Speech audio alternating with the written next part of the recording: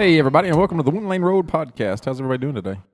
That's rhetorical because you can't you. answer back. Oh, you're well. That's I'm you. doing great, Yeah. man. I am doing great. So much optimism in the air today. So much optimism. What have you been doing this week? Working. Good. And I come off the radio dial, which you can find every Wednesday at 4:15 over on 102.1 WLCT Country 102 FM. Sports Talk with DK. Yeah, I like your passion. That was somewhere between Serial killer and serial killer and a softcore porn. Like an aggressive one. like a mad one though, right? Yeah. Yeah. Maybe not softcore porn. Yeah. Maybe not at all. So I just other than work, have you done one- anything this week? That wasn't going anywhere, so I'm just going to jump in. No, I just want to say we went almost 40 episodes out of porn reference. Oh, yeah. Till then, There it is. And now you won't quit saying it. I'm done. Okay. Looking at my phone. Did you do anything this week? This week. It's early in the week still. It is early in the week.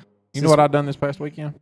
I see what you done this weekend. Ain't that nice? Cleaned this whole basement up. Mm-hmm. Got rid of all the old stuff sitting around. Painted the floor. Painted the walls. Fixed our table.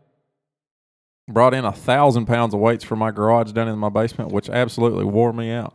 Yeah. Now what are you going to do? You going to lift them now? I've already got them down here now. I don't think no reason to lift them. No. No. It does look a lot better. You did a lot good at I did a lot good. a lot of good. It looks better. Yeah. Trying to get my English down for the day. Yeah. It does look a lot better. It's turning into a, I don't want to say a man cave, but it's cleaning itself. You know, that's the most cliche term. It is. When I build my building, I don't want it to be a man cave. I don't know what I want it to be, but I do not want it to be the man cave. No.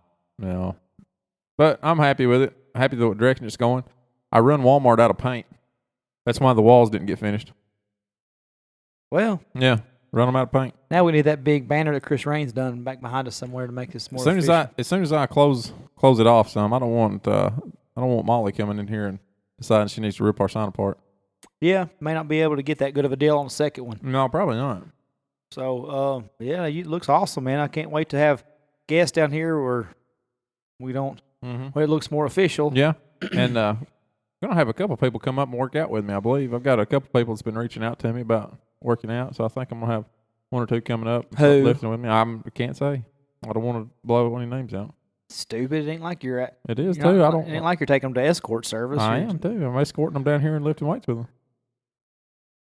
Who would be the reason? I just want to know who was insane enough to work out with you, because I done it one day and I didn't ever do it again. Oh yeah, it's fun. I Who like is it? Huh? I'm not gonna tell you. Cover your microphone. Tell me. Because you can hear it on your microphone. See, Yeah, I'd say this ain't my first rodeo. tricky. I I didn't do anything. I started our Junior Pro League on Saturday. First of 8 weeks. You of dunked that. on any of them? Yeah. I try not to embarrass them on the first week. I like to build the confidence up for a couple weeks. Then I kind of hustle them till tournament time, then just crush their dreams that last week. That's why you got to do it. Go all LeBron James on them. I want to talk about LeBron here in a little while. Imagine that. Let's go ahead. I just don't. I like the Junior Pro League. It's pretty. Like, I was over there at 20 after 7, then we left and had a 6th grade game. Yeah. And then come back and we had a game at 2 o'clock and 4 o'clock.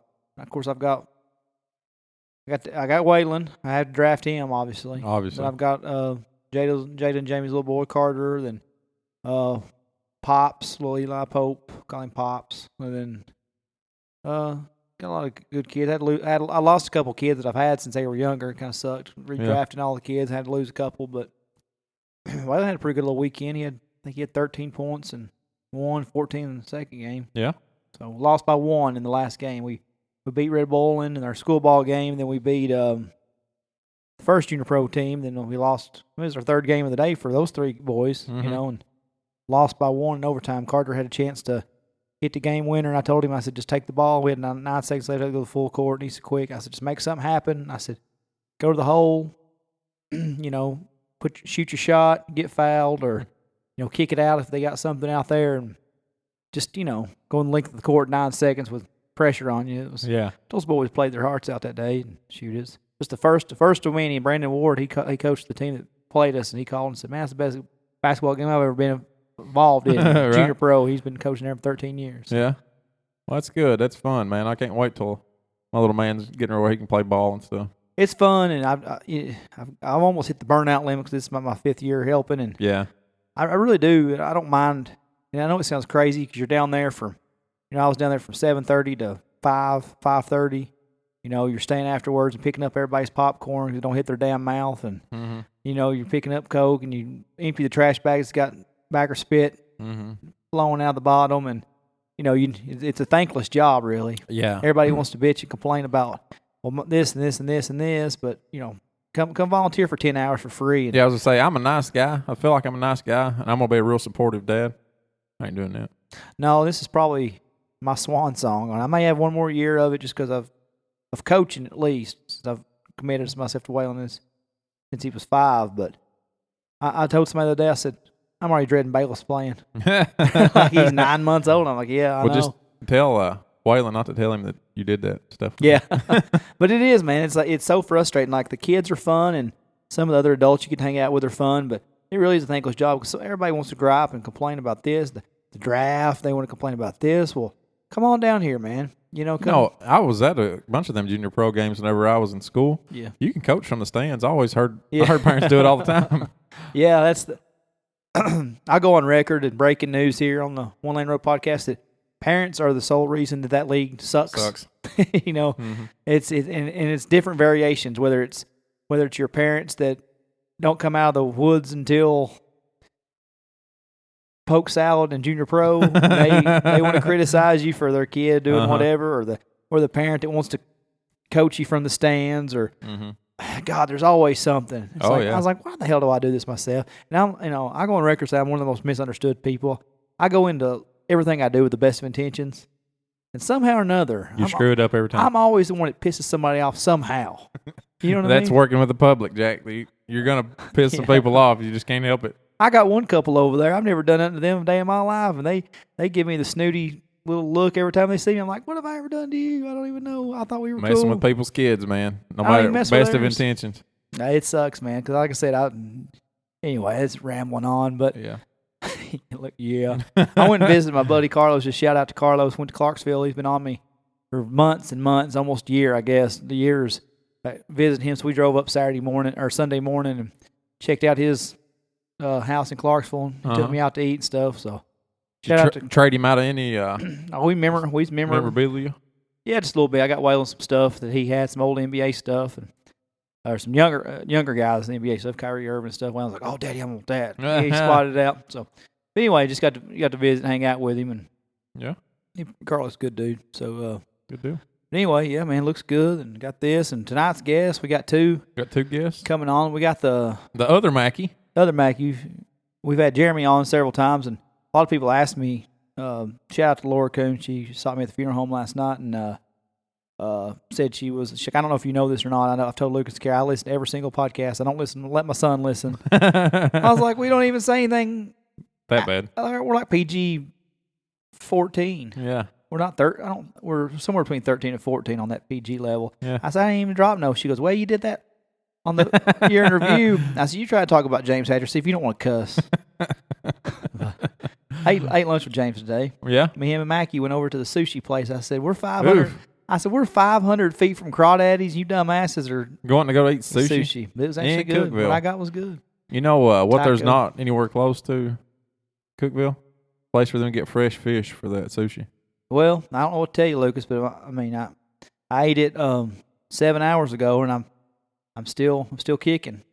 There you go. I hadn't had any explosive diarrhea or anything. Not a bit, huh? Crazy. Well, good. Yes, it was I'm probably all right. not going to eat there. Yeah, I mean, it would not been my first 49 choices in Cookville, you know. Oh, yeah. I mean, when I can look out the window and see Crawdaddy's, that's where I'm going. That's my first option every time. But yeah, Jeff's coming on. He texted me a few weeks ago, and maybe last week, said it's about time to make my podcast debut. I said, you know what, you got to follow. You got to follow your brother. Your brother, and I mean, I've noticed Jeff's beard's not coming in quite like Jeremy's is. Jeremy's really on the ball with this thing. You know? Well, Jeff probably trims his like most normal folk, and not Jeremy. Jeremy's in a competition though with Jason Stewart and Henry Hall and Clay Shit, I'm sorry, Clay. I forgot your last name for some reason. Was it Dodkins or something? Dotson. Dotson, yeah. Damn, you never even met the dude. I never met the dude. I got close. So. I've only met him 50 times. And sorry, Clay. Yeah. Um, I did call him Dotkins though. yeah, but it was close enough that I knew who you was talking about, obviously. Yeah. So Clay Dotson. So I don't know who's winning that competition. Y'all look like a bunch of hairy Chewbacca's, but I'm just mad because I got my patch. We've talked about beards and nothing. No, our listeners are keen enough the fact that we grow crappy beards and they know it. So Jeff's going to join us shortly, and then Travis Humphrey's coming on. Gotcha. So both those guys. Travis is in the studio tonight. I don't know what Travis is doing. We'll let Travis tell you what he's doing. Yeah. There's no story I can make up that'd be as good as Travis's. So we're going to go ahead and take our first break, and we'll come back on the other side with Jeff. All right, voice call. That's how this works. Please enjoy this Verizon ringback. What we got here? Tennessee whiskey. Hello. Hey, Jeff, what's up, man? What's going on, dude? I was trying to hear Chris Stapleton for like 2 more seconds there, so I can belt it out. I was trying to karaoke for. He was trying to karaoke, and it wasn't going well. I'm glad you picked up. That's better than the elevator music most people have now. Yeah, I got the Beethoven still, so. You're like the only person I do know other than your brother that still has ringback tones. And Jace Fraley. Yeah, but he has the elevator music too, though. Oh, he does? Yeah. I don't have to call him because he calls me 40 times a week. You know my partner Lucas, don't you? What's up, Jeff? Yeah. You doing all right, Luke? Doing good, buddy. How are you? I'm just sitting up here watching Family Feud. Oh, man. Is there a cooler? Which version are you watching? Who's the host? Steve Harvey. That's the only version. Yeah. I can't watch Tool Time Guy, and I can't watch Ray Combs. I can't watch none of them guys after you see Steve Harvey. He's the man. It's that's been real hard on a lot of its hosts. I think 2 of them killed themselves. Really? Yeah, I believe so. Steve Harvey just called off the wrong Miss America. He sure did. That's all. He's a better host than he is a pageant contest host. Yeah. he like that. You know, I honestly to God, that is my dream job. Like if I had to pick one thing to do in the world, it'd be host Family Feud. Or a Lifetime movie marathon. I'm about sick of everybody calling me out on my Lifetime. I mean, let's just be honest about it. Just because I got enough cojones to admit that I'm a Lifetime movie watcher. I'm addicted a little bit. He just didn't have an answer for it. Yeah. No, I don't. I ain't got an answer for that one. Yeah. I saw a Family Feud the other day where they was like, "What's another version of Mama?" And this lady was like, she kept giving the same 2 answers, and they're already on the board. And Steve's like, "Man, you can't even make this shit up." Because that's the one where she's like, she says Nana and everything else. He's like, "It don't matter if you say Nana, Nan, Na, it's all the same." Yeah, it was like that one. It was Jeff's like super into Family Feud because he knew exactly what you were talking about. Well, there was a Facebook. It was on Facebook, Jess, where I saw it. That was the unedited version. That's probably where you saw it too, isn't it? No, I watch it every night. Oh, you actually saw that. I love it too, man. I just between Lifetime movies, I just don't have time for Family Feud. You know, there's options. If I ain't in the man cave watching sports, it's on Family Feud. You know, so yeah. I hear that. Uh-huh. So tell us, man, a little bit about yourself. You know, we've had Jeremy on here, and he's come on here and talked about how he's undefeated against 5-year-olds, knocking kids out, and he's talking about bar. But think about it. He's overrated, though. You know. Well, I know he's overrated. Tell me why he's overrated. I need to know why Jeremy's overrated. I mean, he had another little kid tell him he was overrated. So that's I got that from. Who told him he's overrated? I guess his girlfriend's little girl. Well, there's one thing about it: kids pick up on pick stuff up like on that. Truth too, don't they? Yeah. Little kids and drunks. It's the only honest people we have in the world anymore. True. So I guess you're overrated, Jeremy. So okay. So what is some differences between you and Jeremy? I mean, you're identical twins, and it's still hard at times. He's fatter than I am. Do what? He's fatter than I am. Well, if you ask Jeremy, you are. But if you asked you, but I saw the bellies. I saw them. I plead the fifth on that. If I have to answer, Jeremy's is bigger though. Okay, well, yeah, by at least 20 pounds. It's because Carlos says he drinks that cold beer. That's why. And pickle blowing. That one picture of Jeremy though, I ain't gonna make fun of him. When I took him over there to Domer's after we left his live podcast interview, I took him to Domer's to get him some pickle bologna, like the plate of bologna just laying on his belly. Just like a dinner table. And now, you know why I can say that? Because every time I see Jeremy, damn, DK, you getting fat. You know, he's always, I'm like, well, you know, I can hold mine because I'm 6 foot, you know. Yeah, it don't help when you're 5'3" like we are. So what's some more differences between you and Jeremy, you think? Different tattoos, you know, different FedEx routes. So other than that, he ain't got much. I mean, I don't go out like he does, and I'm not as interesting as he is. So, well, interesting or just? I'm boring. So, I mean, back in the day though, when I met you, back in the day, I could hold my own. If you backed you into a corner, you were a pretty good time too, though. Yeah. Arguably just as fun as Jeremy.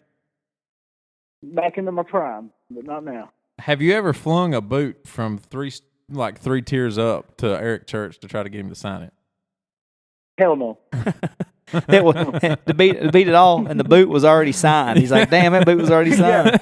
Yeah. He got that boot signed when we was in Knoxville. You know, I seen him in Knoxville, you know, when there's 200 people there. Yeah. But, yeah, he wants to throw that signed boot down there and get it done. I didn't get it. What's funny, he goes, son, he ate lunch with him today. He said, son, got hammered last night. I said, breaking news. It's breaking news. Jeremy Mackie was at Woolies on a Tuesday. And I said, good thing you had your physical. That kept you from calling in to work. Yeah, he's allergic to work. He's allergic to work on Wednesdays, ain't he? Oh yeah, especially after dark night too. I mean, that's the worst. After the damn bubble bath full of baby oil and sitting in his recliner with his beats on. Well, he ain't got them beats no more. Somebody jacked him out of his truck. Well, they wanted to ruin his game plan for Dart League on championship night. Yeah, I can't do those baby oil baths. I ain't never tried it. So. Well, most common folk ain't. I mean, who the hell says I'm gonna get butt naked and lay completely in baby oil and caress myself to Celine Dion music on my beach for the next 25 minutes? He's a weird kid, I tell you. I've never understood it. You know, I tell our listeners the first time that I met you was I was in a cornhole tournament at Woolly Bullies, and you pull up just flying in there on 2 wheels. You come in there with a backwards hat. And I called and I give a derogatory slur out, and you were like, "No, you're talking about my brother, bro." And I threw another derogatory slur out, and then you're like, "Really? You're talking about my brother?" And you were finally getting pissed off that I kept calling you Jeremy and a liar and a horse thief and everything else, and you ripped your hat off, and I was like, "Oh no, Jeremy doesn't have highlights." them old blonde highlights that got everybody back in. Yeah. That was the fashion statement back in 2011, wasn't it? Thankfully, I lost those. Or 98, I think you were kind of. Either one's bad. Yeah, but that's the first time I remember meeting you. And there for a while, though, like, I'd still get confused. Even when we all got to being real good friends, I still would, like, get borderline confused. You know, I don't even remember the first time I met you at Woolies that night. I honestly don't remember that night. Oh, it seems to be a Mackie story that repeats over and over.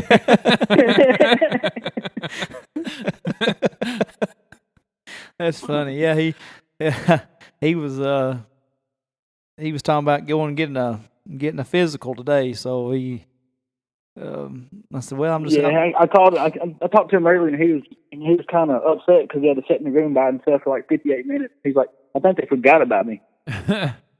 So I'd say so. Yeah. Well, what else is going on? You got a trip coming up. You got a vacation coming up soon, don't you? I'm going to Florida, What part of Florida are you going to? Orlando. What are you doing in Orlando? Spring training. Watch a little baseball. Ah. Oh. Dustin's favorite.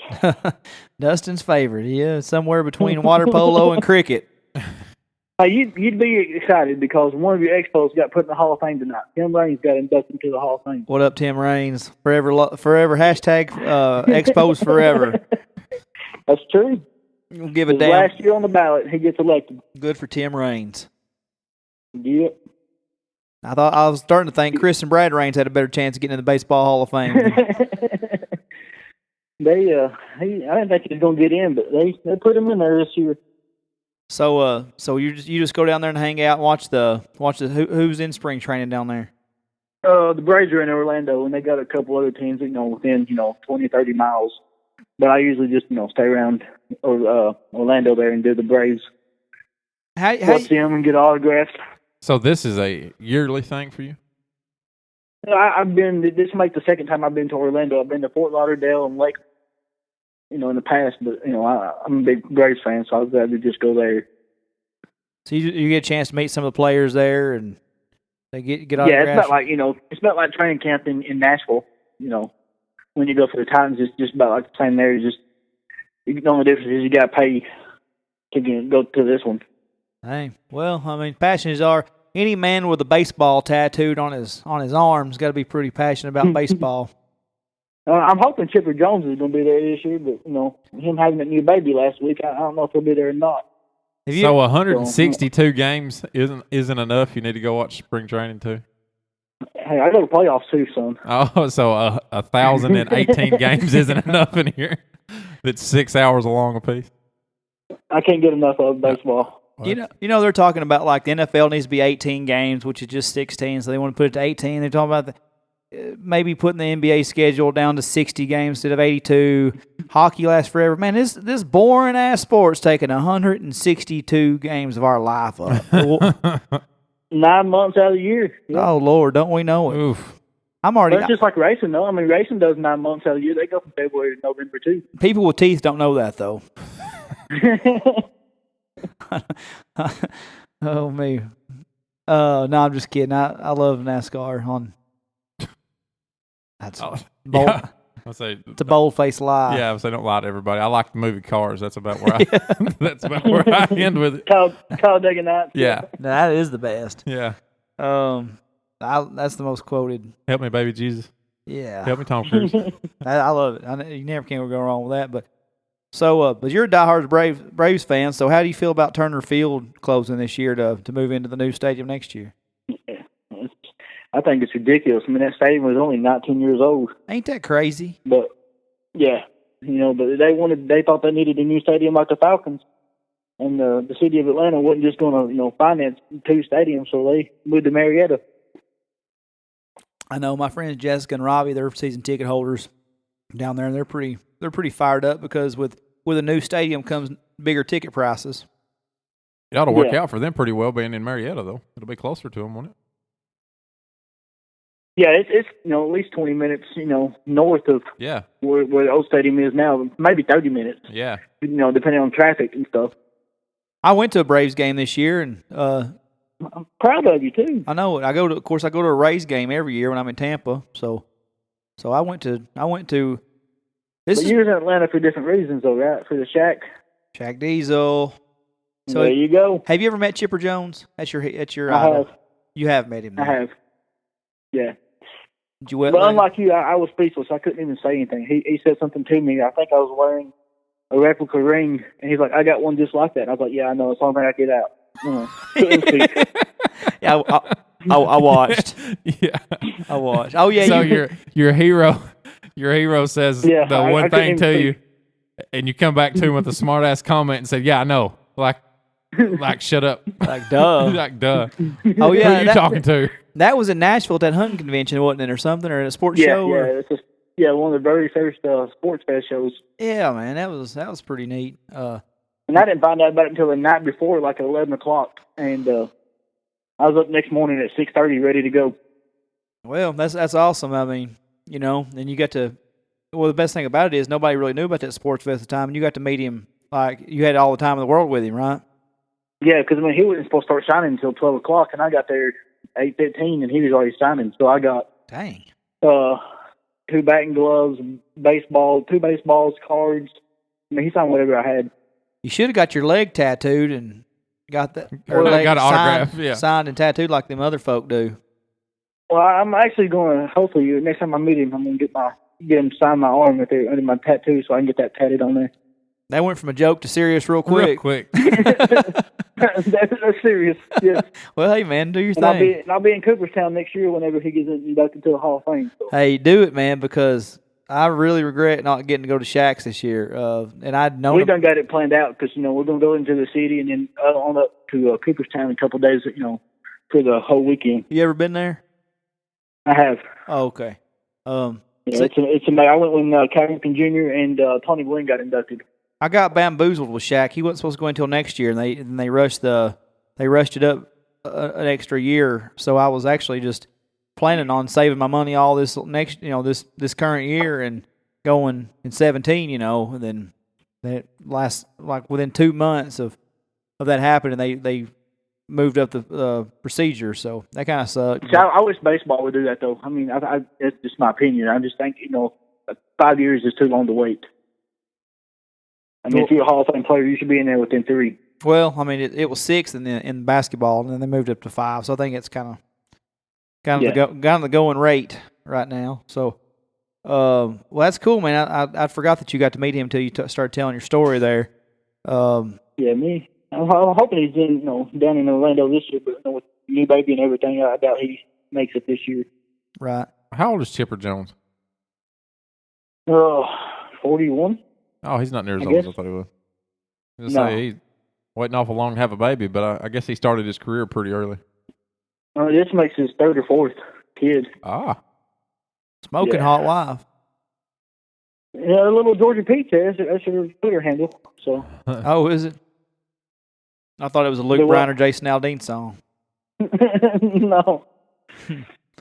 So I understand you've got something to address with Lucas. That's why I threw that in there. The Twitter handle. Oh yeah. Making a point. Kind of holds me on my Twitter following there. Jeff, do you have a Twitter? I do. And what's your handle? At JMCM129. See, I already followed you once, or I thought I did, but it turns out I just followed Jeremy twice. He's the most interesting man in the world. So all I seen was the picture. I thought, I'll follow him too. So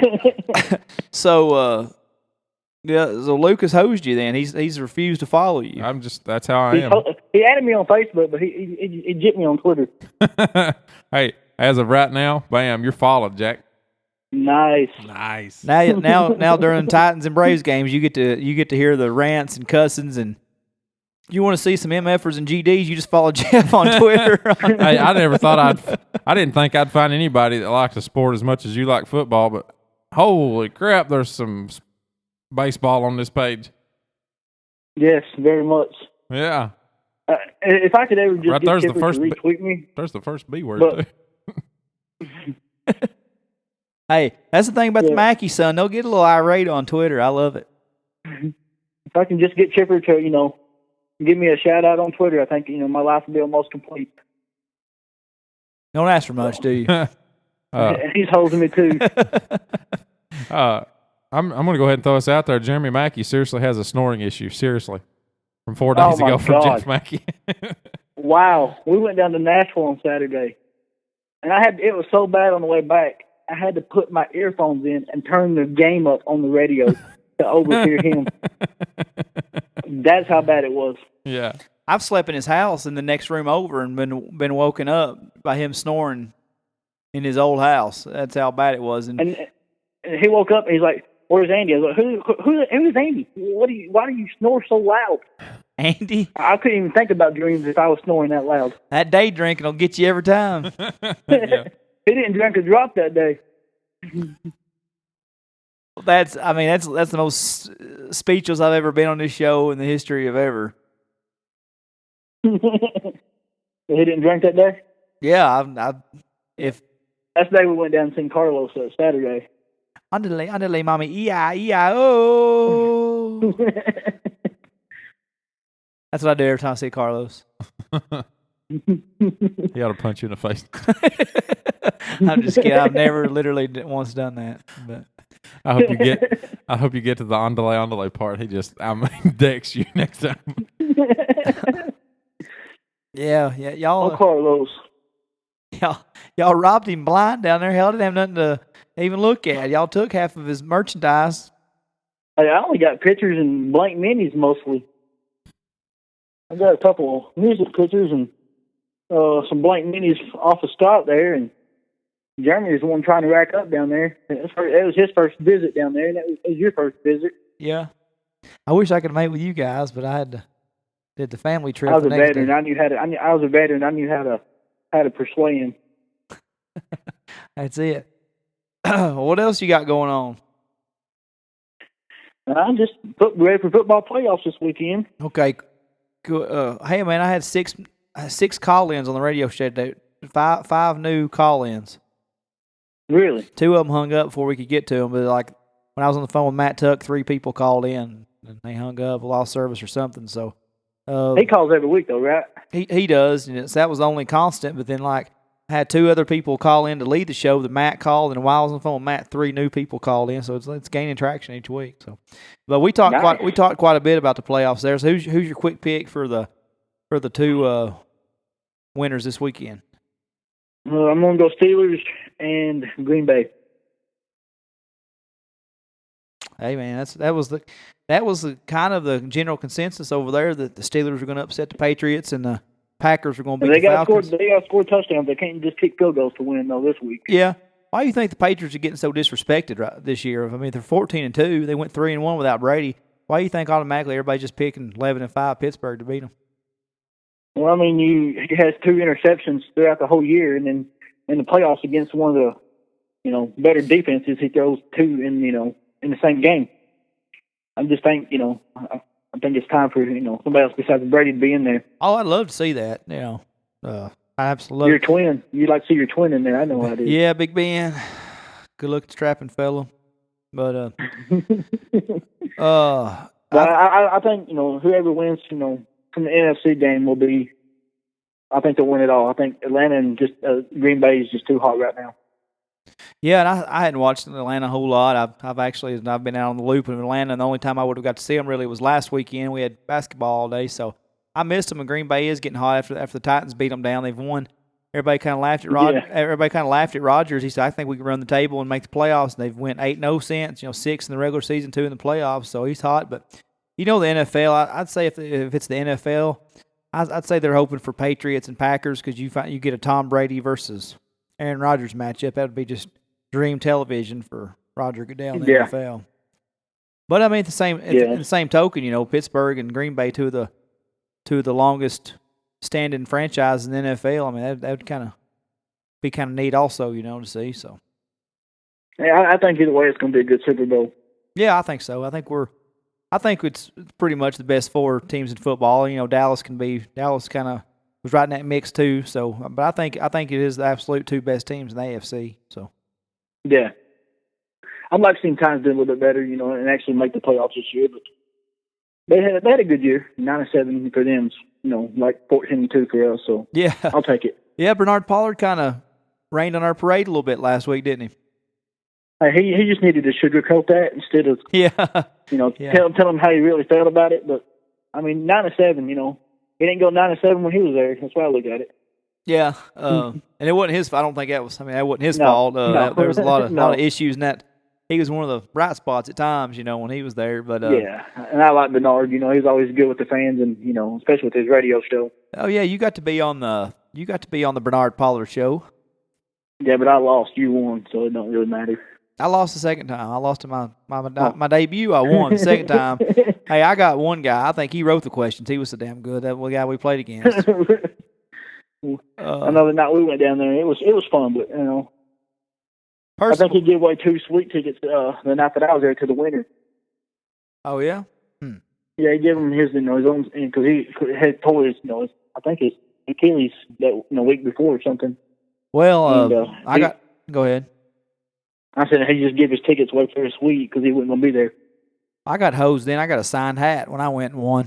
That kind of sucks. But, well, Lucas, you want to ask the normal question we asked about this time? So, Jeff.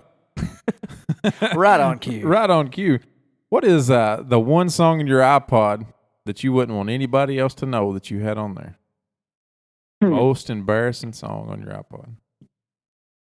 It's not embarrassing to me because you'll understand it now since you got the baby. But whenever Camden was little, of course, I didn't know any freaking lullaby, so I went and downloaded Twinkle, Twinkle, Little Star. And we would have to listen to that all night long until he went to sleep. And then when we woke up the next morning, it was still playing. Camden's gonna have "Hush Little Baby" stuck in his head like on a loop. That's the only lullaby I know, and I sing it back to back to back to back to back. So I didn't even know that. So I was like, I'm gonna download some Joel, Twinkle Twinkle Little Star, and there you go. I don't even know all the words to "Rockabye Baby." I get messed up on that. You got 2 kids. I mean, you're behind. I start singing "Rockabye" halfway through it. Rockabye baby in the treetop. No, that other one. There's a. No, I was singing my own. I was trying to think of the word. Oh. Now, what's the mainstream song? Like, you got something else probably that would beat "Twinkle Twinkle Little Star." That's a cheap. Yeah, tell us about your Florida Georgia line that you got on there, and I got one. I don't know if I even got 4 Georgia line on my phone. Bullshit. DMX, I guess, for Rough Riders is probably out of the loop for me. It's the worst DMX. Most of mine's country. I mean, so I listen just about every morning about that's country.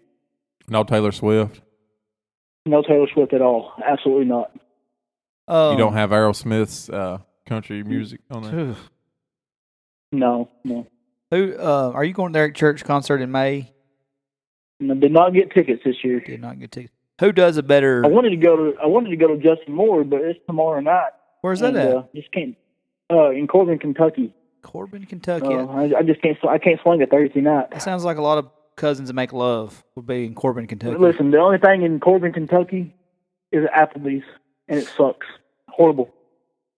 Well, that sounds like where my sister and brother-in-law moved. They moved to Murray, Kentucky 7 years ago, and all they had was an Applebee's and a Martha's Diner that you could smoke like 8 packs of cigarettes every time that you ate there. And a college. And a college. Well, see, he's gonna be in Murray, Kentucky. I think in February sometime. I'd like to go see him there. In February, that center's just right up the road from my sister's, so it's a little bigger, like the Hoop, I guess. But we went down to up to Corbin last time he was there, and it was him and Dustin Lynch. It's a lot of teeth. It's a lot of teeth on one tour. My goodness. Golly. But I mean, I'm not a big fan of his new CD at all. But I mean, I still like his music. Yeah, I'm a Justin Moore fan. I think I got discouraged from Matt Mayberry and a lot of other people from buying that latest CD, and I don't even know if I mean, he might have 4 good songs on there out of 15. Man, he used to be 15 for 15 on that. Every bit of it, yes. Or at least 14 out of 15. I'll never forgive him for that Back That Thing Up song. That was just awful. Who can do a better Eric Church impression, you or Jeremy? Jeremy, absolutely, hands down. I don't know, because when you've seen him 56 times, I mean, it's kind of hard, not to give it to him. Yeah. But I saw you give a hell of a performance that day. In Nashville on Cinco de Mayo. Yeah, whenever I sat with you, me and Lindsay sat with you down there in those seats, and Jeremy was upstairs. You know how I knew Jeremy was having more fun, Lucas? Is that when they threw the drumstick and who got the Amber drumstick? Cragged? Yes. Okay. Yeah. I vaguely remember that concert because that was, like I said, back in my prime. I hear you, man. That's when you had me drinking that Miller Lite. Ooh. No, I guess I was. I even still got that picture on my phone. Yeah, you said. Miller Lite. Yeah, you probably do. You sent it to me a while back, but like I'm confused looking at it. How did you know Jeremy was having more fun? From checking the Facebook posts. That's when not everybody and their brother and grandma and 3rd grade teacher had Facebook, and you could still have a little fun on there. And Jeremy was completely chest naked up there. He'd undone the pearl snaps and was up there with Thadric, all chest naked, just giving it the fist pump. But now, Jeff, you had the Eric Church sunglasses and the hat, and you were making the motions. You were out in the damn middle of the aisleway, and the ushers had to tell you get back in your seat a time or two from giving the old Eric Church scream and holler. I remember having to go out to the lobby, and I couldn't make it to the bathroom at the time. Let's just put it that way. And, yeah. I do remember that part of that concert very much because I really wanted to see Blackberry Smoke, and I slept right through Blackberry Smoke. I woke up in time for Brantley Gilbert. Oh, that sucks. So, you're doing better than I do because I don't remember Blackberry Smoke or Brantley Gilbert. I mean, and I don't feel like I got too intoxicated. I just don't remember that concert. I don't think. But well, if it's got Brantley Gilbert about in it, 10 o'clock that morning. If it's got Brantley Gilbert in it, it's a good one to forget. Ain't Brantley Gilbert kind of going backwards? Like he started off as a pretty decent songwriter. Yeah, I mean, even now, even his music, I just can't get into it. That one song. What's the single he had on the last CD? The Bottoms Up. Yeah, Bottoms Up. Holy hell, is that not a terrible song? Well, it's better than The Weeknd that he's got out right now. It feels like he gets more sophomoric every time. It's like he's going backwards in direction with his music. Like you're supposed to grow as an artist. He's like, I think. I guess that Jenna Kramer breakup really got to him. Well, you got to go back to talking about what you know, and that's bonfires and beer and the weekends. Hanging out on the weekends because I'm 38 years old and I'm talking about. You know who I'm glad that don't sing with him anymore? Big Smo. Ain't that what his name was? Yeah, I like Big Smo. No, it wasn't Big Smo. It was other Colt Ford. Yeah, Colt Ford. Am I the only person? About the same thing. Yeah, exactly. Yeah. Am I the only person? I'm glad I'm the only person that's not a Colt Ford fan. Yeah, that's the most ridiculous thing I've ever heard. That's right up there with that Hunt guy. That Hunt guy. What is it, Sam? I'm not going to say I ain't got his TDs because I actually like Colt Ford. Oof. Oof. That's the one you should have said a while ago when you said most embarrassing song on your iPod. Anything with Colt Ford on it.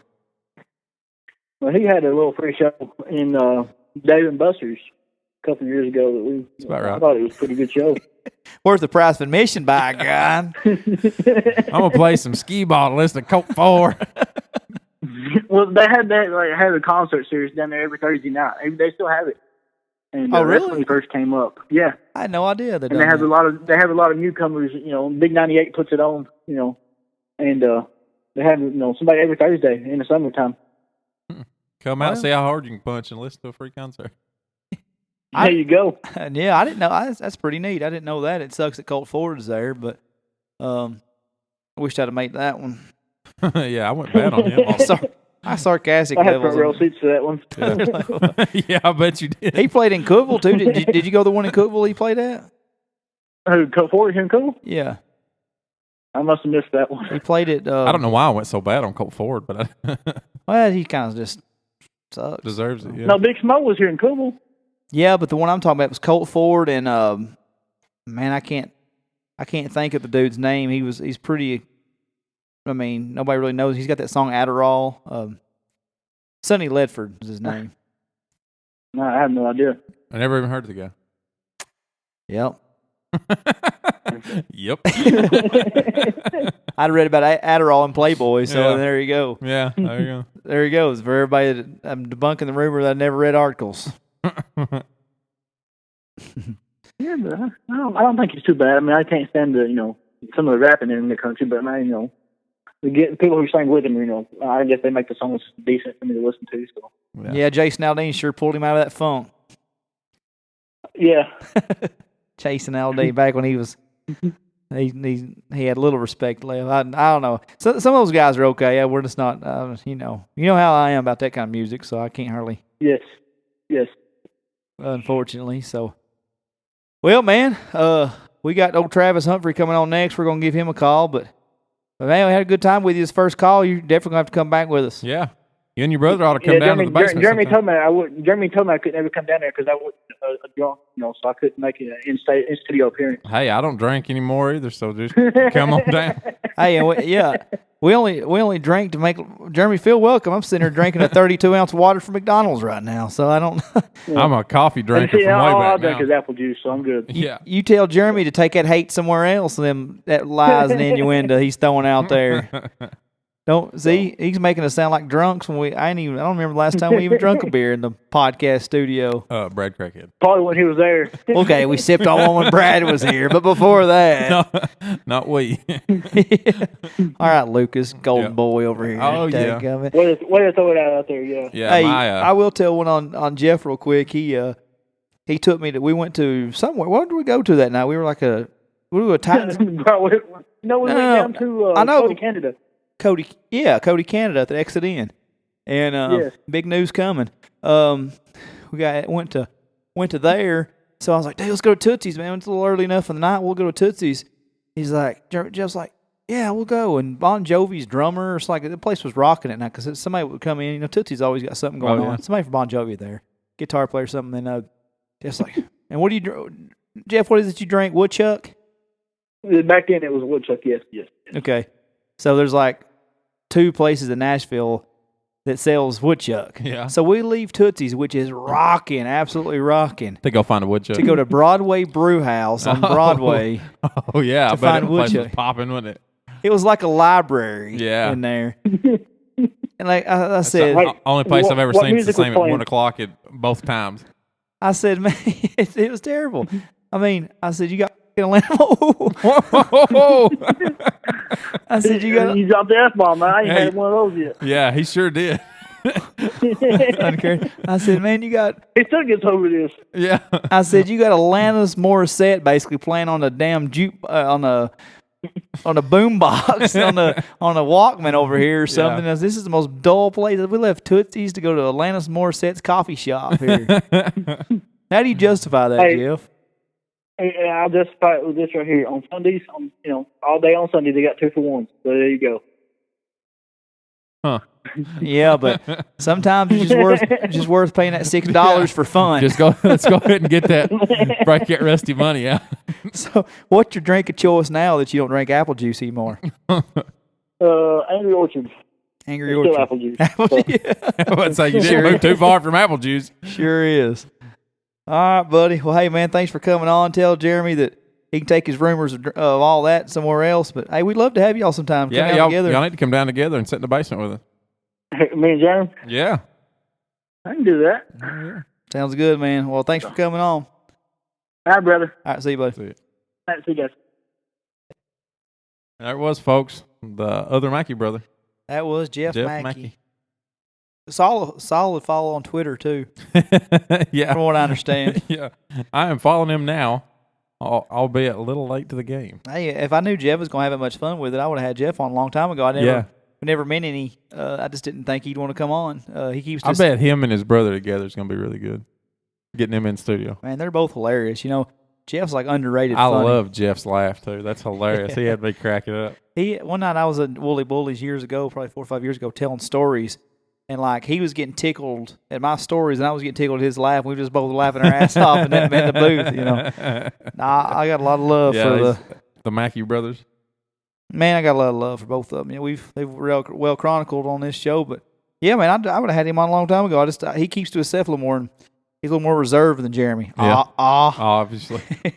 But yeah, man. So next we're going to go ahead and call. Hey, one thing in between this before it slips our mind. Yeah. Our good friend Don Asbury's grandfather Ples passed away, and you know, Ples was a staple of the community here in Homer Springs for quite a long time. He has a lot of family running around here, a lot of family doing a lot of good things. So it's that's a shame for him to have passed. Good man, real good man. Yeah, man, I didn't know Ples as well as you probably did and other people did, but it's been a long time since I've been around him. But he was whenever we had the feed mill, you know, he was always a frequent. Oh yeah, you know, I just Don's one of my best friends, and of course Scarlett's good friends with your family, and you know, just a lot of love for that family, and of course Randy and Mary Beth. I talked to Randy quite a bit about our podcast there last night, and that's one thing I wanted to say about, and I think we've probably said this once before when somebody passed away, but that's the best thing about it. You no matter how far you move off from here, or what bad decisions you might make as a kid, and you know what I'm saying, or whatever, you can come back to Harmony Springs, and man, I tell you what, I sat with Connie Dillahay last night, and I talked to the Randall Birdwell and the Randy Birdwell. Rand, he'll say Kennedy. But then, like, that's He'd my drop point. an elbow on you. That's my point, man. Like, I was immature and young and done stupid things, but sitting there with my old basketball coach and just shoot. It's just like, man. How many dumb kids have they known though? All of them. Yeah, and I think we were relatively dumb. Well, we were good kids. Yeah. I think that you know the difference between good kids that make dumb mistakes. Yeah. But it's always cool to come home, and even though I'm in Jackson County now for school purposes, this will always be home. Yeah. And just cool to come home and see everybody, and it's just like, man, somebody passed away around here, you better believe everybody's showing. Everybody. If you ain't seen them in 10 years, and it's just what's really cool about Hermitage Springs. Yeah. Moving on to our next guest, we're going to have singer-songwriter Travis Humphrey. He's got a big show coming up tomorrow night in McMinnville he'll talk to you about, and we're going to go ahead and get him on the phone.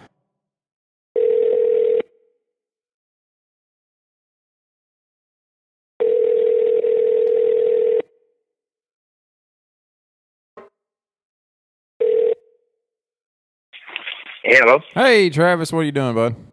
Well, not a whole lot, guys. Just sitting around. Well, we caught you at a good time then. Oh, yeah. Oh, yeah. Always a good time for the OLR podcast. Ain't that right? That's right. Where are you at tonight? What's your 20?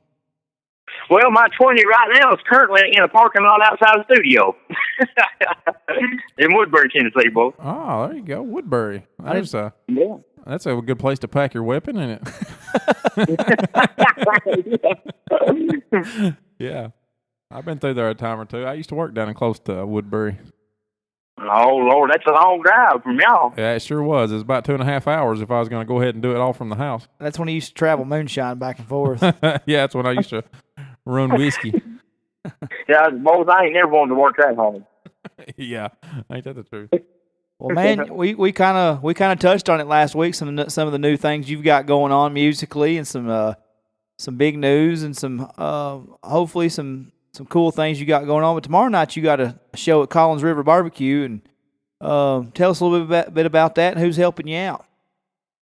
Well, it's usually it's the third Thursday of every month, so it's that time again, and of course, yeah, I'm playing at 8:30 tomorrow, and have some really, really good guys in the songwriter round with me this time. Tanner Hillis is always is a great listen, and he's playing with me. Chad Johnson is another great guy that's playing, but also a friend of you guys that I've got to know, kind of met through you guys at the event I played for you. But Matt Mayberry's also going to be playing with me there. Oh, that's cool. That's some OLR alum down there together, huh? Oh yeah. Me and Matt has got together and actually kind of traded some song lyrics back and forth and been working on some stuff. And I told him, I was like, man, you need to just come on down there and play that with me. So we got it all fixed up, and he's actually playing in the same round as me tomorrow at 8:30. So is he just playing that song with you that you wrote, that y'all co-wrote, or is he getting to play some of his own music? Oh no, he's playing his own stuff. He'll have 3 or 4 of his own songs he's playing. Well, that's a good time, man. So if you win the songwriting rounds, what's the next step after that? Well, pretty much what the songwriter round of Collins River is this just a showcase of the local songwriters and local talent stuff. That's what they hold every month. So it's not really a competition, but it's just more or less just to showcase local artists and things. I got you. I'll tell you what, I wish that McMinnville wasn't so far from Hermitage Springs. I mean, that's for sure. I'd like to be down there and watching you guys. That'd be a good time. Yeah, but man, you're going to be coaching the ball game. You're molding our youth. You know, you got important things to do here. Well, I'm glad somebody recognizes that. Most time parents don't get that. They just get the, like I said earlier in the podcast. I'm saying we had about a 5-minute rant on that a while ago. Yeah, first I was talking about the Junior Pro League. I said, that's a thankless job, man. Everybody wants to tell you how to coach. Everybody wants to tell you how to do this, but nobody wants to put it in time to volunteer like I do, you know, so. Exactly. So piss on them. So what songs can we expect to hear you playing tomorrow night if they were to show up? Well, I'm definitely going to do the one that's kind of got me some notoriety here lately. I'm going to do Coming Home. It's kind of been a good luck charm for me here maybe the last couple of months. But I've also got 2 new songs that I'm going to break out. I usually try out all my new songs at Collins River because that's sort of my barometer of whether I need to keep them or scrap them or what I need to do. So I actually have one called I Ain't That Kind of Guy that I've been working on, and it's a little bit of upbeat. I'm gonna say your '90s Travis Tridish kind of stuff sounded, but and I also have one called "Getting Over You" that's another ballad that I'm gonna try to break out tomorrow. Ah, you're gonna have to send us some of these and let us play them on the podcast. Well, actually, that'll be a good thing to do because they're gonna take the songwriter around for me tomorrow and gonna put some footage together for a promotional deal. Oh, very good. We'd love to play the same. I went blank. Coming Home Again. Well, that you know, when I first wrote that song, it's been quite a few years back when I wrote it. I didn't think that it was really all that great, and I didn't think it was going to kind of jumpstart. I hate to say jumpstart my career, but jumpstart me into the songwriting and turn out as good for me as it has. But man, it's really been a good luck charm here lately. Well, I'd say so. It's a good song. So what are you and Matt working on? Y'all working on one song together, or what's? Yeah, we actually have one song and believe it or not, we don't even really have a title. We've thrown it back and forth. It's kind of a ballad song and kind of a throwback to maybe like the old Keith Whitley style song, just kind of a drinking and heartbreak song. And man, Matt Mayberry, I tell you what, guys, that kid can sing. I mean, he can sing his butt off. Yeah, dude, he can. I'm serious. I mean, he can really belt. He's like, well, throw me back some of your stuff. And I sent him a message back. I was like, man, there's no way I'm going to even try to sing that, man, because I'm not going to embarrass myself. Right. Yeah, Matt's really talented. I enjoy watching his Instagram videos, and I'm glad they finally extended to past 15 seconds for Instagram and Facebook now. He is talented. I just think he's got to get the platform like anybody in his situation, or Dawson's Branch guys and guys like yourself. You don't get the exposure just all the time, just putting videos on the internet. So it's kind of cool that he can go out there and get some more confidence and show his talents off to that crew out there, and hopefully that'll lead to something else. And I'd like to see his buddy James Mayberry. I'd like to the night that we played down, or y'all played down there, then they went down to my dad's, and I seen just as much talent from James and Matt. Man, they're killer, man. I really enjoyed them. Well, man, that's the good thing about Collins River, guys, is it's not like a lot of songwriter rounds in Nashville and stuff like that. A lot of those places are just more or less the same guys all the time show up and play those. Collins River really pushes local artists and local talent, and they do everything they can to get your name out there and help you out. David Graham and Trinidad Ramirez both are the guys that's in charge of that, and which are good friends of mine. And, man, they really, really do a lot for local artists. And that's why I wanted to get Matt there, because I want to get other people known. I mean, you guys know me. I'm not as much a self-promoter as some people are, but I like to get other artists involved, and I like to get guys, the notoriety that maybe they wouldn't have got somewhere else. So that was my main reason behind inviting Matt down there. First off, you can be all self-deprecating you want to be, but we like to promote the hell out of ourselves over here at the One Lane Road Podcast. Well, guys like you, in all seriousness, you're showing stuff, promoting local guys like you do, man, is a huge help. You guys don't realize really how big a help that is, and we all appreciate it. Really, we do, guys. Well, we'll pat ourselves on the back after the show's over, but no. Hey, no, it is cool. I mean, Lucas and I really enjoy doing that aspect of it, as far as, we're local guys doing our thing, so that only makes sense to put you guys out in the spotlight.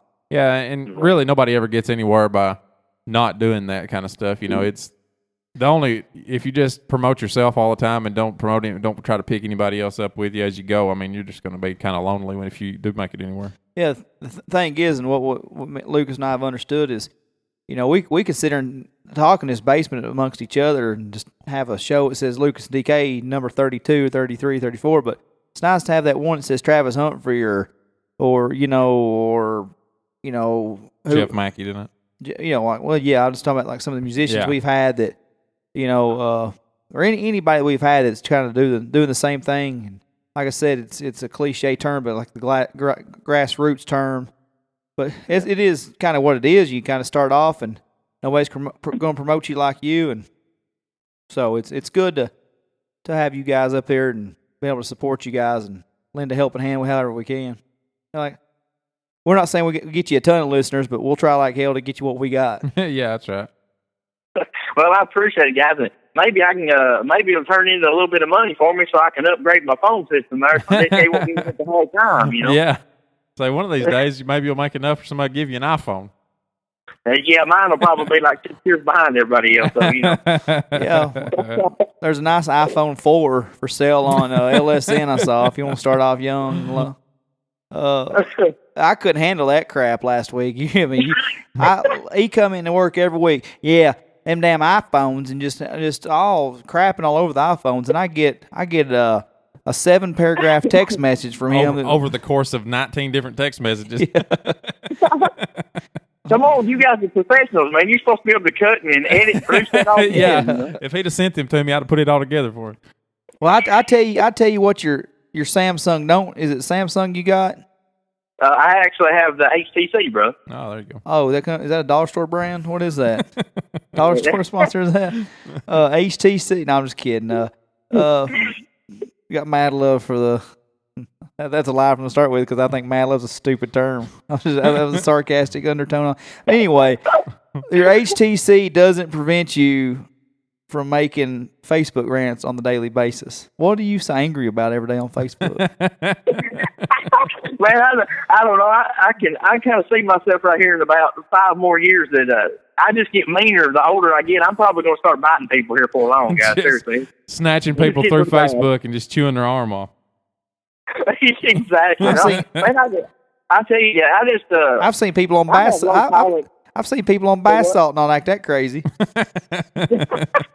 I just, man, some days I don't know. I wake up and I hadn't had my coffee or something that hits me wrong, and I just have low tolerance for people sometimes who keep blasting stuff the same thing over and over again. I mean, we get that you don't like the politics or the economy or whatever. You know, play some music or something. Do something productive with your life. You know.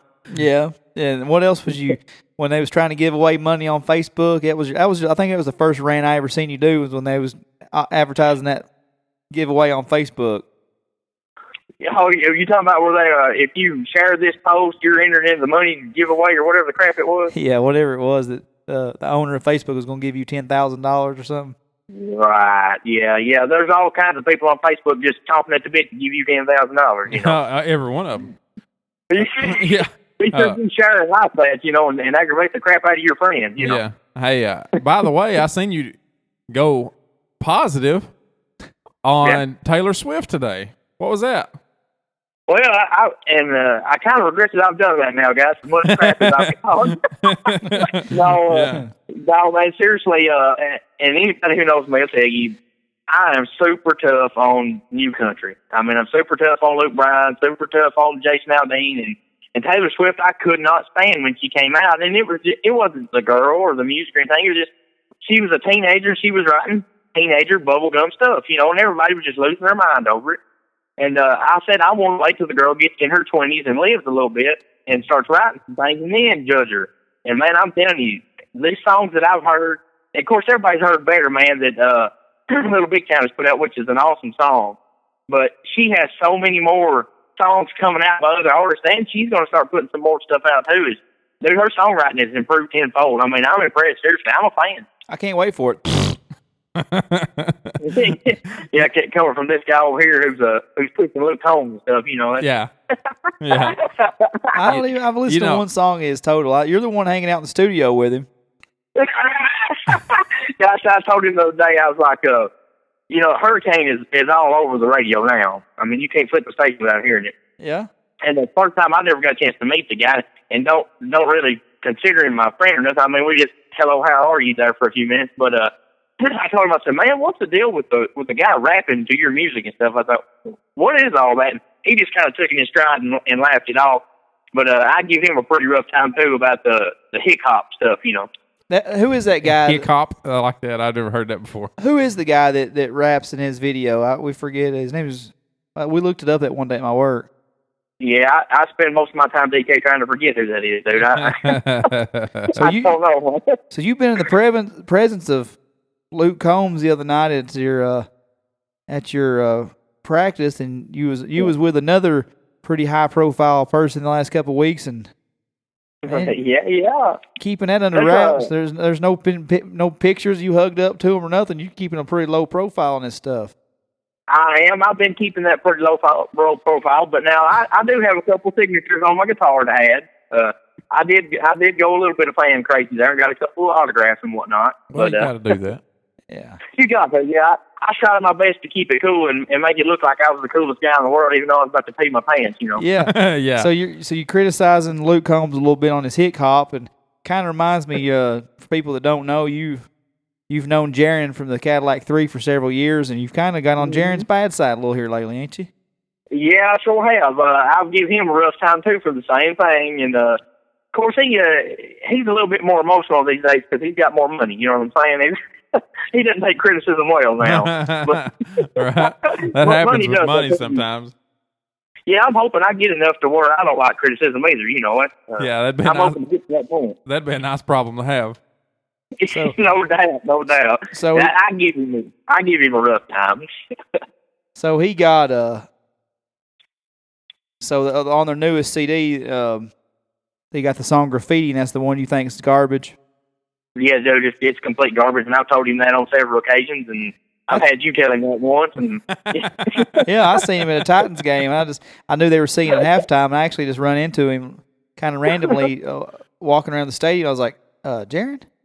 'Cause I wasn't sure if it was him, and I thought it was. He goes, yeah, man, what's up? I was like, I'm Dustin Kennedy. I'm friends with Travis Humphrey. Man, I said, blah, blah, blah. And he said, oh, I know Travis. He said, yeah, I thought y'all wrote together. He said, by the way, he told me to, if I saw you today, tell you that graffiti still sucks. He goes, man, he's always busting my balls about graffiti.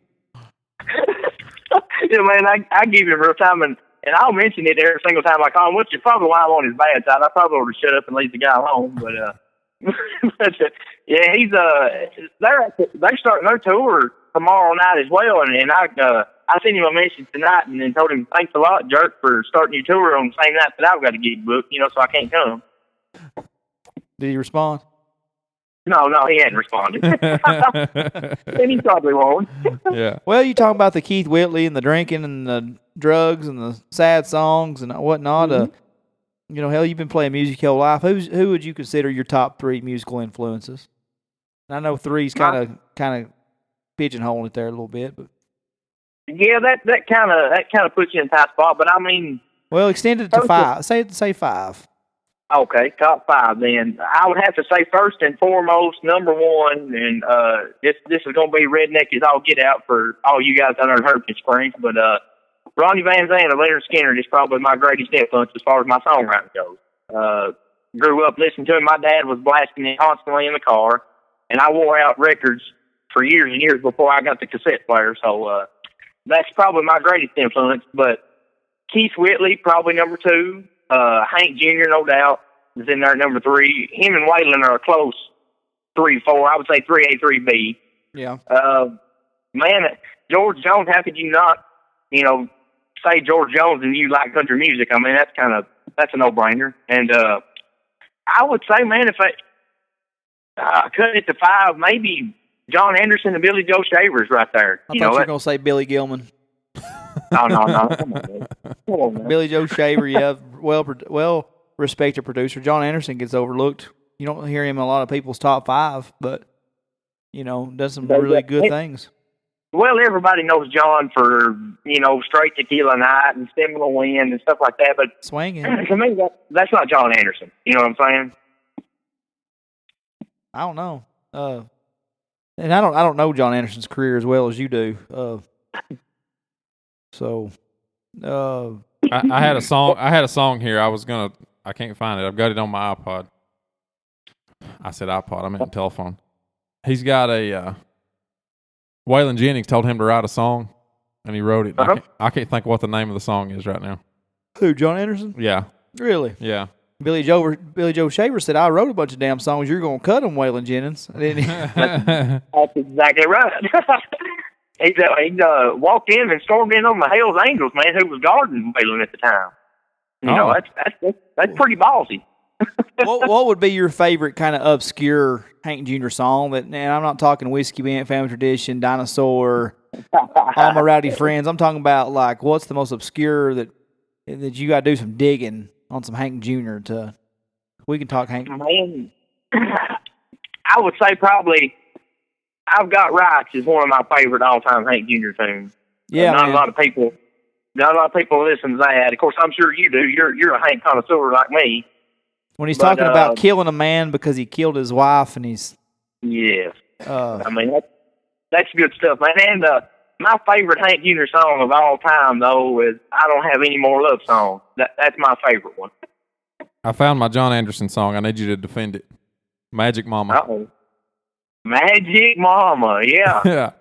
What? Somebody told him to write a song about a transvestite, and he wrote a song about it. I never heard that. You never heard Magic Mama? Play it. My brother called me the other night and said, "You got to listen to this John Anderson song. It's ridiculous." Yeah, it's actually coming up on his new album. Magic Mama is? Yeah. That's really? Yeah. Yeah, we're listening to it right now. It's a ridiculous song. Stop it. Yeah, it's crazy. Stop it. I thought you were going to pull up the one at Waylon and ask him to write. That's it. What do you mean? Really? Yeah, that was the story behind it. So Waylon's already recorded it. I don't know. Before he died, then I think he told him to. Just told him to take it back. Write it and sing it. Yeah. He may have been trying to get John to kill his career before he left. You know? Yeah. I'm on my way out, John. I need you to come with me. No, I agree, man. I like I've been or that one. Then I've Been Down is a good one of Hank. That yep. Mr. Weatherman is a tough one to beat. That's a pretty obscure one by a lot of people's standards. And yeah, that is a great one, dude.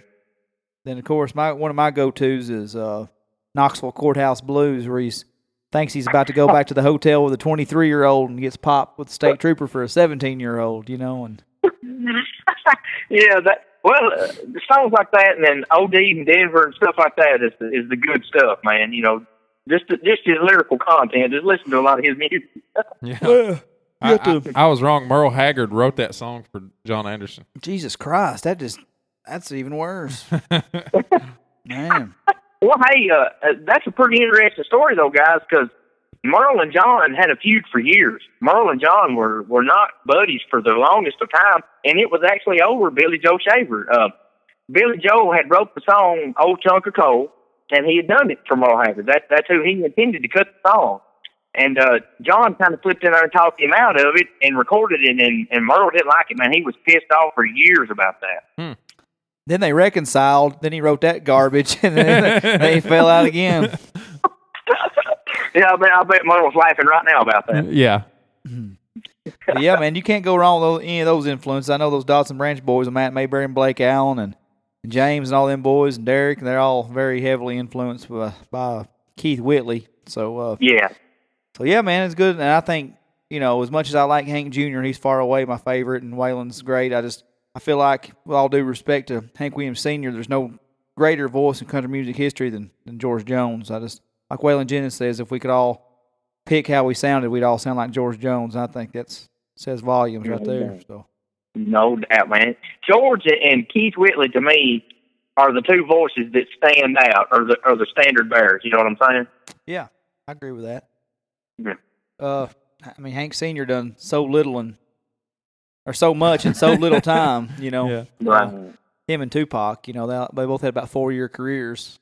All right, dude, I'm gonna cut you off right there. That's how you don't hear in the conversation together much. I was just trying to rile you up, see if I couldn't get you going there. Yeah, you want me to go on another Facebook rant? Just keep talking like that. Hey, man, I do have All Eyes on Me, the double CD on my. I have the greatest hits. I'm sorry, greatest. Hey, awesome, man! Your cool points just went up about -10 on the thing right there. Yeah. Whatever. Yeah. Whatever. Go hang out with Luke Combs again. Well, Travis, we appreciate you coming on tonight, man. We wish you good luck here coming up in the songwriter rounds down here at Collins River. Yeah, and plug. You got any more shows you want to throw out there real quick and throw your Twitter and stuff out before we let you go? Sure, guys. Always get on Facebook and check me out, and I also have the YouTube page. It's just Travis Humphrey YouTube, and I'm actually starting the new leg of I guess you could say tour of my songwriting schedule. Anyway, I'm going to be at Jim Oliver's Smokehouse on February the 11th. That's on a Saturday out in Monteagle, Tennessee. And that's where we're going to get that kicked off at. And then on Tuesdays, I'll also be at the Last Chance Saloon going towards Tullahoma in Manchester. And you've also got two different Facebook pages. You've got your Travis Humphrey personal page. You've also got the Travis Humphrey singer-songwriter page. Right. And the singer-songwriter page, if you want to keep up with just strictly my music and stuff, that's where you need to go. But now, if you like my Facebook rants, hey, hit me up on the personal. Hit that personal page up. All right, brother. Well, good luck guys, to I you. sure do appreciate you guys having me on and stuff. And seriously, to both of y'all, man, my success is your success, and I appreciate you guys pushing me as much as you have. Well, we appreciate you sharing with us, brother. No problem, guys. All right, we'll talk to you later, bud. Keep us informed. I'm going to try to upgrade that phone, DK. You be good, brother. You better. See you. See you. See you, boys. All right, folks, that was Travis Humphrey. Yeah.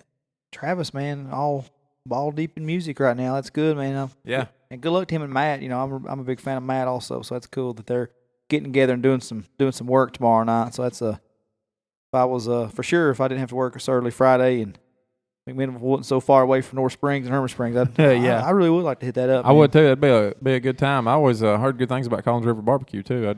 Really? Yeah, it was something that they really talked about a lot when I was down in Morrison. Oh, okay, cool. Yeah. There's like 3 concerts tomorrow. That's like Whiskey Myers is in Nashville. That's Whiskey Myers puts out some good music. Then actually, Mary Spar will be promoting Coulter Wall tomorrow night at the City Winery with Steve Earle. Oh, really? From, of course, Copperhead Road, Guitar Town, Steve Earle. So they're proud of those tickets, man. I thought about going before I realized that I had a basketball game, but man, like $65 or something for. Ooh.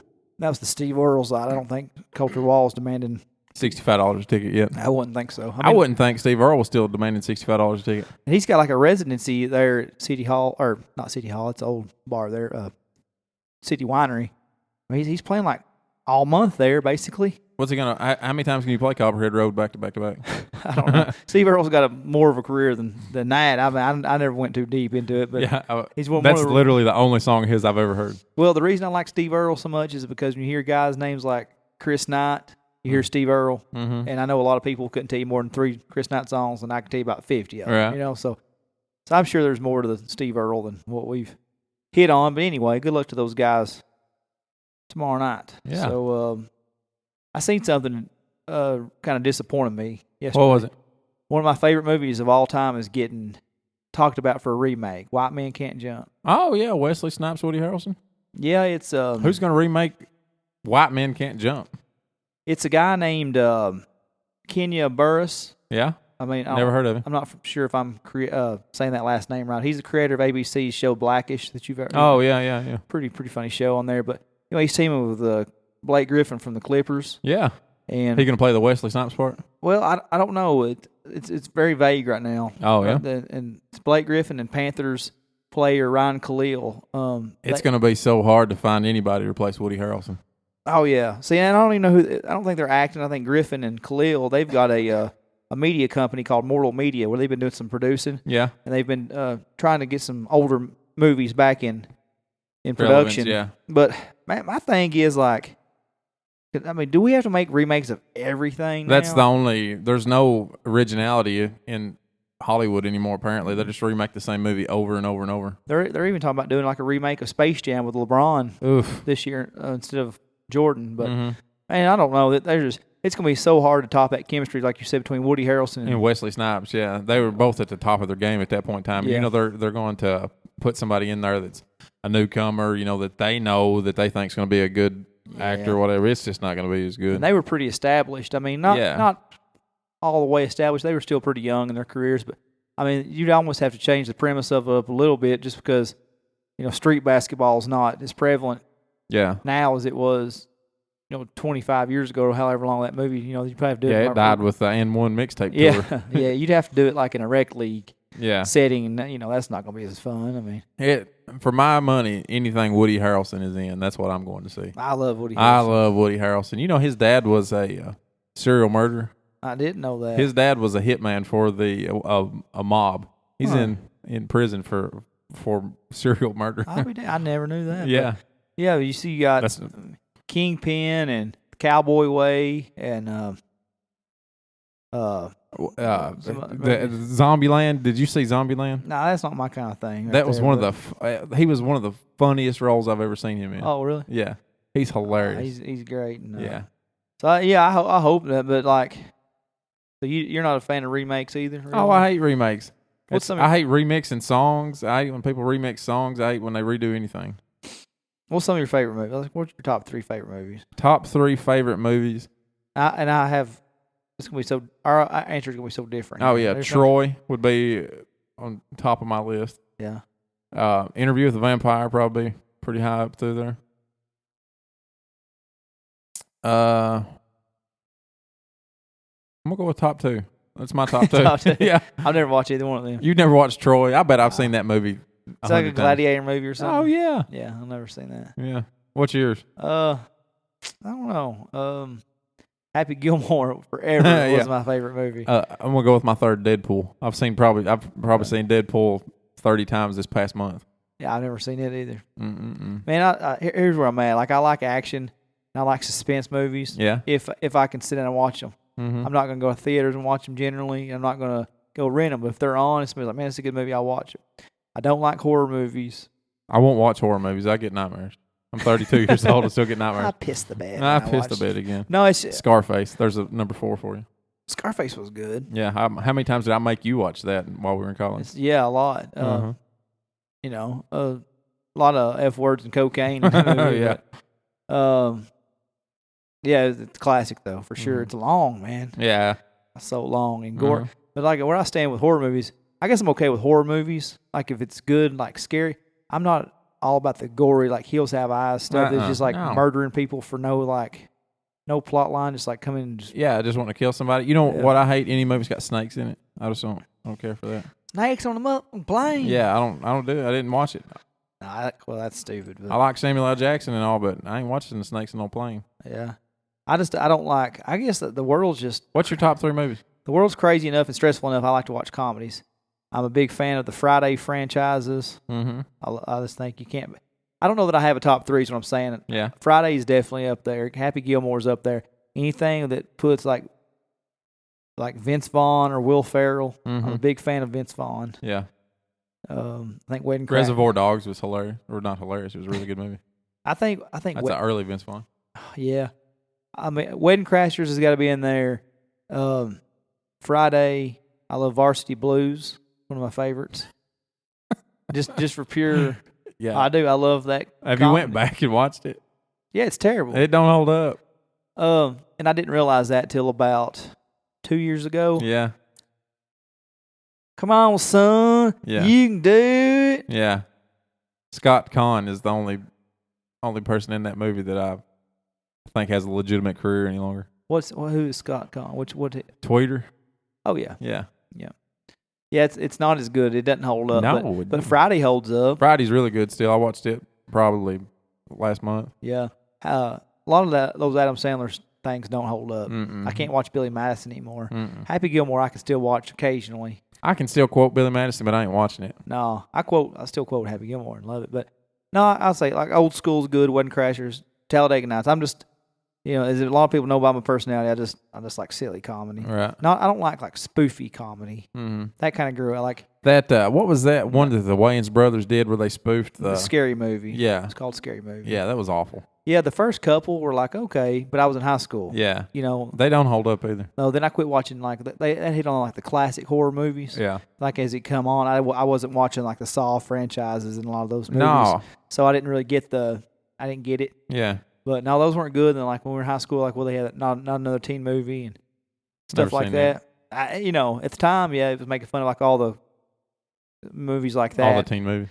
Yeah, of like the 80s is what I was trying to say. But yeah, that's what I'm into, man. Just stupid comedy, like funny comedies, but not over the top. Yeah. Comedies. I tell you, I like a good documentary every now and again too. Yeah. I can do that. Yeah. Then I'm Pumping Iron. I don't guess you ever seen that Pumping Iron. I did, yeah, man. Yeah. 1976, I believe. Yeah. I watched part of it. Yeah. I like that Bigger, Faster, Stronger. Yeah, Bigger, Stronger, Faster, yeah. Bigger, Stronger, Faster, sorry. Mark Bell. I mean, I always watch a documentary, and I love those 30 for 30s that they put on ESPN. I can watch that about, cricket. Yeah. Cornhole. I can watch it up. There's I went blank on his name right now, but there's a guy out of Florida that's made a bunch of great documentaries about a bunch of sports teams from down there. The Miami football team, whenever the U? Yeah, the U. Yeah, I can't think of his name right now. He made one called Cocaine Cowboys too. It was pretty good. Yeah. Cocaine Cowboys too. you miss those. Like Netflix always carries those. Yeah. Pretty hard. Yeah. So. Amazon Prime. Oh yeah. Yeah. With a John Claude Van Damme. Oh yeah, John Claude Van Johnson. Which by the way, ridiculous. For all you folks that are excited about Jean Claude Van Johnson, they've actually picked up a season finally. It's not come out yet, but they're going to pick up the whole season. Was the last thing I heard. That's awful. The best show you've ever watched. Yeah. You know, I didn't go on a Facebook rant the other day. I tell you what I like to do every now and then, Lucas, is when things have been calm on my Facebook front. Yeah. I like to just do something to rile people up. Yeah. So knowing there's a lot of illiterate people out there, I put that it's 2017 and people still having trouble with you're and you are. Y-O-U apostrophe R-E. While you are and while you apostrophe R-E. Yeah. Mm. I like to troll people like it every now and then, just kind of poke. You know, the one I hate is the people that don't know the difference between like and lack. I've never seen that to be an issue, really. Yeah. Whenever it says we like one more, that's not the right word. You don't like one more. You lack one more. Yeah, well, I'm guilty. I'm guilty of that. Yeah. If I'm typing it out, I'll write lack. Uh-huh. But if I'm talking to you, I'm probably like, well, yeah, we like 5 more. Yeah. Can't stand that. Yeah, I can see that's that. Why I hate you. I can. That's why. But I mean, and Clint's mom. I had to tell her last night. I loved it. She called me out. She's like, "Well, I think most people know the difference, but it's just like getting hurried or maybe on their phone, autocorrecting you all the time." Yeah. Because I know my phone's been saying ducking for a long time. And I don't know if it's ducking or. My telephone. I have never in my life typed the words or the word AVA. I don't know what. Ava or Ava, lowercase. It's not a name. Yeah. But for whatever reason, I get autocorrected from the word and to AVA. Yeah, and I can put like about to, and it'll just change it to some word I've never seen in my life or something. Like, what is going on? But yeah, I get it. She's like, well, Miss Marilyn will still be proud of you. That's our English teacher here. But yeah. I thought, okay, that's pretty funny. I don't think people know. She says that you think she thinks people know. I don't think they do. I don't think so, and not all the time at least. Like I mean, we're all guilty of getting in a hurry and just typing something. But you know what I'll do? Like today, it changed it. I was trying to type there, THERE. Yeah. It changed it to the possessive form, THEIR. And so what I done? You just left it? No, I did leave it. Then after that, I typed THER in a text by itself. That way that person would know that I know what's up. The other thing that I really hate about people text messaging is this using just the letter Y for the word Y, the letter U for the word you. Type it all out. Yeah. We're gonna lose language. We're gonna lose written language if we don't quit. Yeah, and another one is like you're. I've seen people put YUR. Ooh. Even worse. Yeah, I don't like that. You're one letter away from having it. I mean, you're right there. Yeah, you almost right had there. it. Yeah. Just type the damn O. Just put the O on it. Put the O back in your. That's the next go. T-shirt I'm wearing. Put the O back in your. It's Then there's the there and there. Like I said, I had somebody text me that said yesterday and put themselves. That's themselves all day. All day long. That's not even a word. Then somebody says, "I've got to lose 10 pounds." No, you got 2 O's in it. Yeah, you need to lose 1 O is what you need to lose. I guess, I'm not exactly a rocket scientist, and I didn't graduate as a valedictorian, but I was an honor student, and stuff like that does drive me. If you're from 18th century England and you want to use the word loose as in you're about to let 10 pounds go, I'm all right with that. But seeing as how this is 2017, let's go ahead and use lose. I know. I mean, there's a lot of people. I mean, I see people being grammar Nazis on the internet, but this is pretty simple stuff. I feel like it's not like every now and then a correction. But yeah, granted, we understand we're two rednecks from Hermitage Springs sitting in a basement right now talking about grammar, but yeah, overlook that fact. Just overlook that. I mean, yeah, we're not. I guess you can look and be like, that's kind of a and you could probably go back through this entire podcast and find everything that we're talking about right now. But hey, you know what else drives me crazy? And this has been kind of a thing for a long time that I've kind of questioned, but it's never really been something I could, it never really came up. And I don't know, you're not as on social media as I am a lot of times, but you ever see these girls, and it's 99.3% of the time it's girls, and that 0.7 is gay guys. It does it, but they'll post a selfie and then they'll have like 3-paragraph song lyric underneath that. Are they at a concert when they do it, or no? They're wherever their selfie's taking place at, and it'll have like an inspirational quote below it or a song lyric, and I'm trying to find the correlation between said selfie and Thomas Rhett's song lyric. Is it a Thomas Rhett song lyric too? Well, I don't know. Yeah. Just the first doucher. What's the point of it? Are they doing something in the selfie that would warrant that song lyric generally? I don't know. I don't know. I mean, sometimes I want to like a picture, like a friend of mine, a girl or something. She'll post a nice picture. I'm like, okay. Then I'll see her put like a whole song underneath it. I'm like, I'm not liking it just for that. Yeah. I think we should maybe take a selfie of us and put like Colt 45, 2 zigzags, baby. That's all we need. We can go to the park after dark. Yeah. See if people actually look at the picture and just like the picture. I was saying, you think they're just trolling people to see if they're actually reading the comment, or they're just posting? No, I think these people are so self-absorbed that they're posting a selfie and they think that this song lyric really pertains to them somehow. And once again, self-absorbed, being two guys sitting in the basement talking into microphones like somebody wants to hear what we're saying. So I get the irony from both these things we're complaining about, but I don't know. It's just a little pet peeve of mine that really chaps me sometimes. Like, what part of this song has anything to do with this selfie of you getting off work? Yeah, I don't know. It just I know somebody's. If 5 people hear this and be like, you know what, that pisses me off too a little bit. I've done my job. Yeah, that's right. So. Well, you want to do any sports this week? You just want to leave it like it is? No, man. We got the 4 games we covered. We got the Packers 2 games. Packers at Falcons, Steelers at Patriots. Hard for me to bet against the Patriots. I'm not going to. I'm going Packers and Patriots. That's what I'm going with. Hope I'm wrong. Go, folks. Hope go put all your money on those 2 picks. And also, Dustin will pay you back if you lose. Yeah, and LeBron and. Real quick, LeBron says this week that Golden State Warriors and the Cleveland Cavaliers are not rivals. Oh, yeah? So I don't know who his rival is. I say, is he saying that because he thinks he has no rivals? I don't know. I wouldn't be surprised if LeBron thinks that way. I know he doesn't self-consciously know that the Toronto Raptors is his rival. If that's the case, if the Warriors aren't his rival, he has no rival. Yeah. So the Warriors went out and beat them by 35 points Monday night. Beat the Cavaliers by 35? Oh, LeBron got blocked to the rim by Kevin Durant. Oof. And then Draymond Green gave him a foul at half court. And it was a hard foul, but LeBron, or a.k.a. flopped a little. A.k.a. LaFlop, looked like he just stepped on a wet floor at the supermarket, and he went flying. My neck, my back, my neck, my back. So Draymond goes over to the sideline going and doing all this flopping. Pretty classic stuff. Yeah.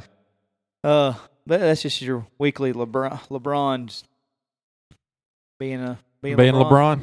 So what I'm excited to announce now, since it looks like we kind of got to the end of the show, we've had a couple great guests. Two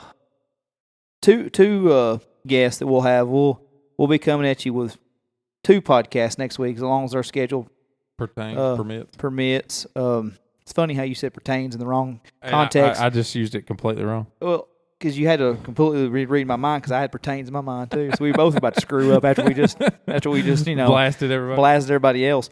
But no, the first guest that we'll have next week, it's a guy. This is all I have to give credit where credit is due.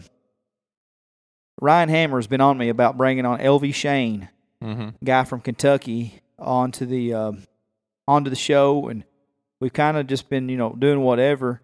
And now LV made it pretty deep into one of the shows on TV. Which one was it? Yeah, it's American Idol. So and what I was looking at was like Ryan and I kept talking about it. And when I finally got kind of reconcentrated on this show, we kind of went through a little bit of a lull there. Well, a little bit of a lull where we were really concentrating on new guests. Yeah, I really just kind of sat down over Christmas and I'm like, man, who's some new talent that we can get on this show? And Ryan's like, man, you need to get LV on. I was like, what was he on again? He's like, dude, he made it to Hollywood on American Idol. So I finally got with LV on the first week of January here. So LV Shane and his partner Russell Sutton, whose nickname is Sway, and they've combined. You know, LV's been down in Texas doing his thing after American Idol and all that, and he's actually they're playing next weekend in Bowling Green at the Spillway. Mm-hmm. So and their new partnership is called the Grassroots Revival, and they'll be on with us on Tuesday night. They're going to call in from he said they're doing rehearsals Wednesday, Thursday, and Friday, and Tuesday night was their only night off. So we'll have a Tuesday night podcast. It'll be up Tuesday night, I would imagine. So that's depending on length.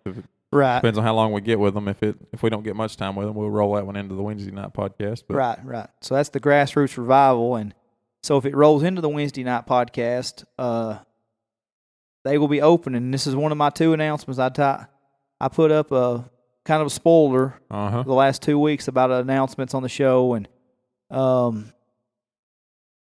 you know, big scheme of things, there's only a handful of current musicians that I really gravitate to. Man, we're reading each other's minds well tonight.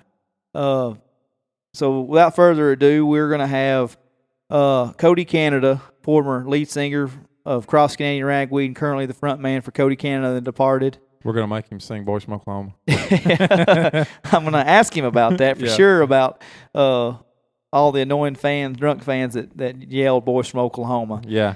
So, man, I'm definitely excited about that. I reached out to his management, who turned out to be his wife, Shannon. Right. And we've been going back and forth for about a week and a half, and I got the confirmation today. So hopefully it don't turn out. Hopefully it don't fall out through between now again. So, guys, if it does, look, we're trying our best to get these great guests. And Cody Canada, I just feel like is going to be a hell of a guest, and you know, you'll know him from his Cross Canadian Ragweed stuff.